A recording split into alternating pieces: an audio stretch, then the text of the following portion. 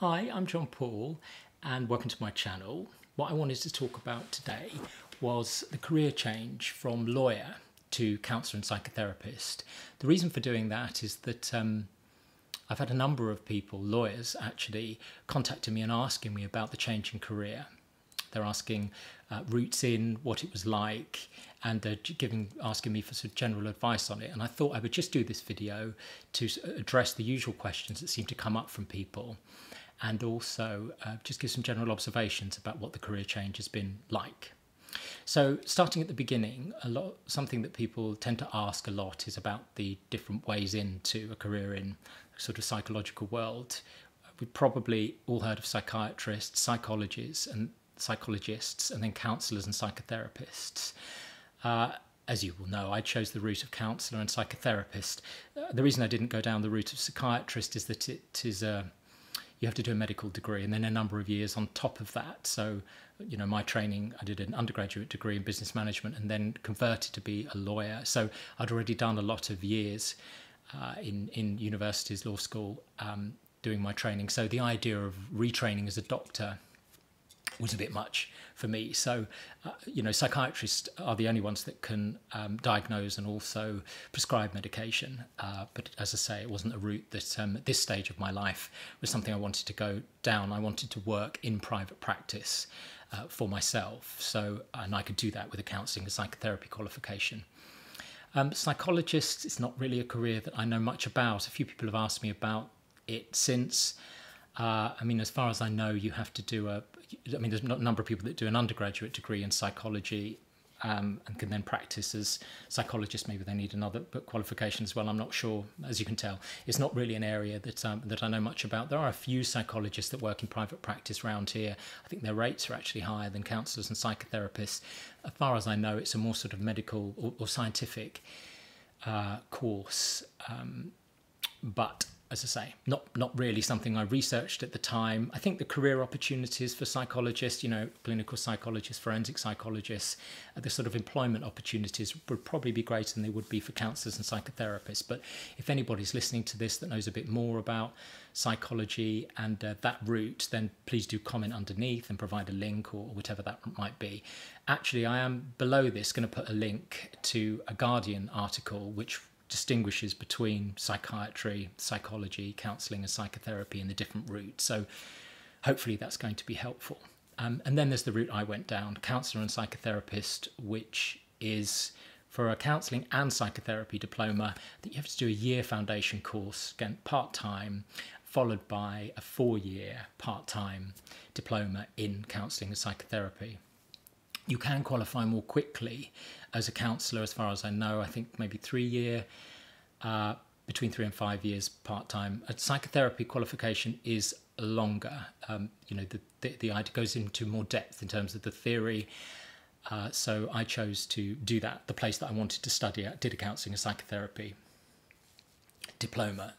So that's what I did. And as I say, that's 5 years effectively part-time. So I just mentioned that where I did it, which was a place called CCPE. Some people have asked me, is there a difference between doing it at a university? Round here, there's Roehampton, I think Kingston, various universities that do the diploma, if they would call it a diploma. And I chose CCPE, which isn't a university, in Little Venice. From what I've seen, as far as discussions with peers, and I'm in a local networking group for counsellors and psychotherapists, and I'm not sure where anybody studied. It doesn't seem to make a difference whether it is at a university or whether it is at somewhere other than in a university. So I just think I would choose the place that suits you more practically and also has the course content that you like and that you're interested in. Course content is another thing, because there's so many different schools of psychotherapy, you know, psychoanalytic, existential, humanistic, cognitive behavioural therapy, so many. And I did a course at a transpersonal college, but it was an integrative course. Transpersonal has a spiritual focus as well. But as I say, it was an integrative college, which meant it integrated all of the schools, or the main schools of psychotherapy into that course. You know, it's 5 years of a course, so you can take in a lot of different theories, quite a lot of content. And as far as choosing the course, I would suggest that you do an integrative one.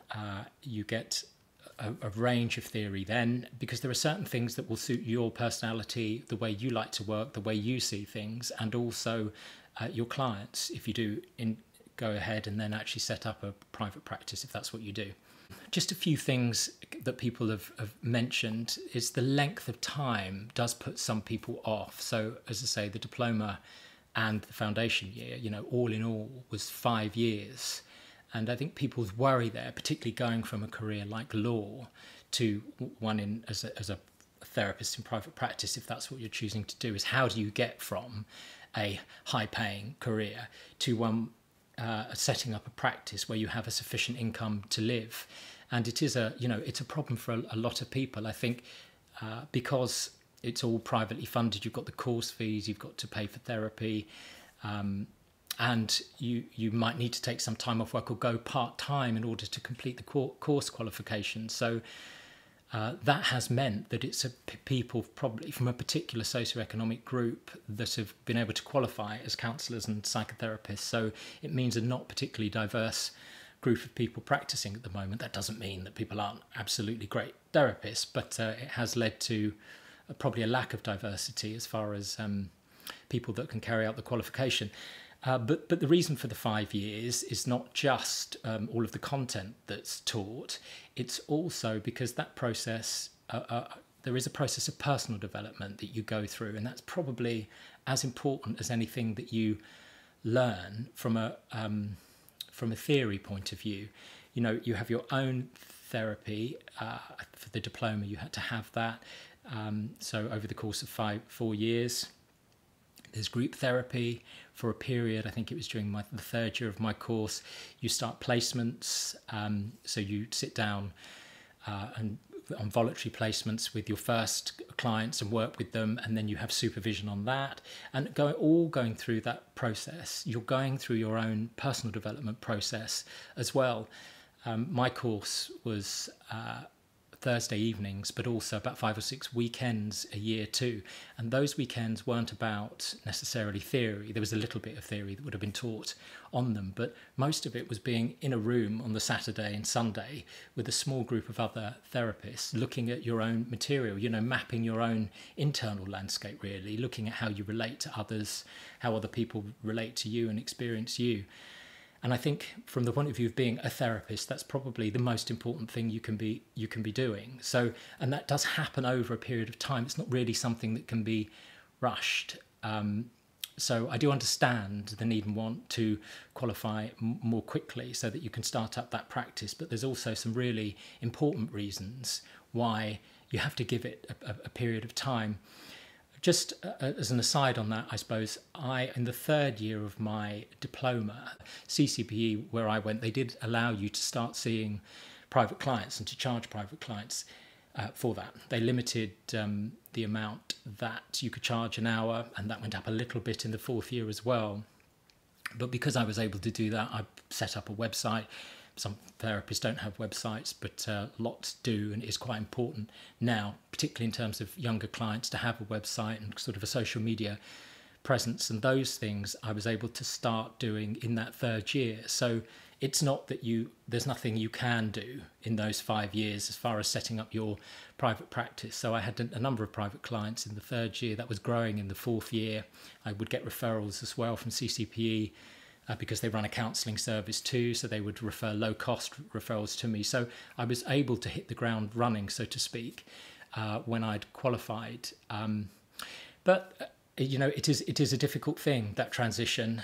Some people go part-time. I mean, the course is only part-time, so you can work a full-time job and do it. But some people do go, say, work 3 or 4 days a week to give them a bit more time to do the essays, to complete the course requirements, because the quicker you complete the course requirements at the end of the diploma, the quicker you can get your accreditation and therefore get on the directories, which is one of the ways that people find their clients. So, if you're thinking about the career now, I would really be thinking about how you're going to fund it over that period. If you can go part-time, I think that's ideal. But saving up for the fees, those kind of things, is really something to be that you can be thinking about now and planning for now. As far as, again, talking to lawyers, there can be a sense that they have that they're going from one career to another, and it's been a waste, really, training in the law. I would say that that's absolutely not been my experience of things at all. People do say to me, gosh, they're such different careers going from lawyer to therapist. But, I would say, I suppose the lawyer has been very left brain in terms of sort of logical, cognitive, that, and then therapist requiring a bit more of the sort of right brain, the more emotional, creative, those sides. But to be able to combine the two, to go into and set up a private practice, using the skills that you developed as a lawyer, there's lots of things there that can be incredibly helpful. Experiencing boundaries, there are things that need to be complied with, there's data protection, I have a framework agreement, I agree with clients. So just that sort of, communication skills, the organisational skills, the planning, those things which have been very helpful during a legal career can be really helpful in developing a private practice too. Even lawyers, they have to distill a lot of complicated legal information into a form that's understandable and relatable, accessible to by somebody who's not in that industry. And again, that sort of skill can be very helpful in therapy too. So there is nothing wasted in terms of having done a previous career in my experience. Another thing is that once you qualify, you can choose to do the thing that you want to do or the thing that you're most interested in as far as the therapy that you practice. As I've said, there are integrative courses, so they teach a range of different types of schools. And then once you qualify, you can really use those ones that you think are most helpful to you and are going to be to your clients. You also have to do professional development afterwards. So I think it's 40 to 50 hours a year of reinforcing skills, learning new skills about new theories, new ways of doing things. And I think that's an amazing thing about the career, actually, is the range of schools and new things that you can be learning all the time. The sort of therapy that I base my book on and would use quite a lot, the sort of paradigm that I use with clients is something called compassion focused therapy, which wasn't actually taught on my course. It was something I read about since. So it's just such an interesting and varied career. And is every day you're learning something new, whether that's with the client work as well, learning new things about yourself, learning new things about other people. Sometimes people say as well, if they don't go ahead and do the private practice, it will be years of training that have been wasted. And I would disagree with that too, because as I said earlier, one of the most important things about the course is that it's a huge personal development thing. Sitting in a room, looking at how you work, looking at how other people work, whether you use that in private practice with clients to, for an income, or whether that's just something that helps you in relationship with yourself and other people for the rest of your life, both of those things are of value. So I don't know anybody that finished the course that I did that regrets it and wish they hadn't done it. People make good friends generally.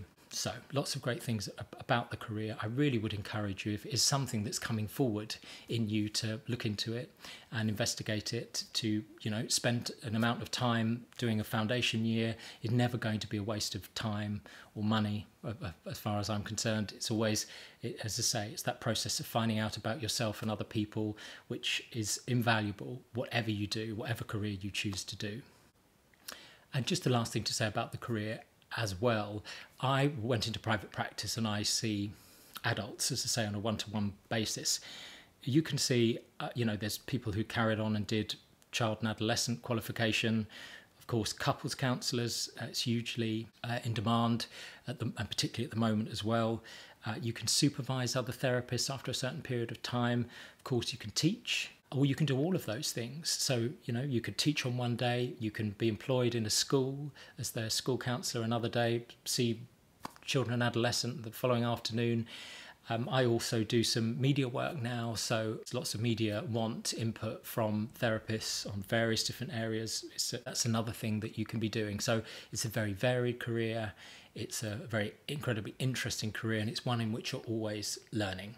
So I really hope that's been helpful for you. As I say, I've posted a link below this to an article that was produced in The Guardian doing a distinction between the various different weighs in. If anybody wants to add anything or make any comments below the video, please do. But generally, if you're thinking about it as a job, I think the impression you'll be getting from me is really to go ahead and look into it. Usually, if that's coming forward in you, it's something that's kind of pushing forward, and I would listen to it and I would spend time with it, and I wish you all the best with it. If you do want to talk about it, talk about anything that I've talked about in here, or just ask me generally what the career change was like, or any advice, then please do contact me. My website is on a link on this YouTube channel, so do get in touch. And if you are making the change, good luck with it. Take care.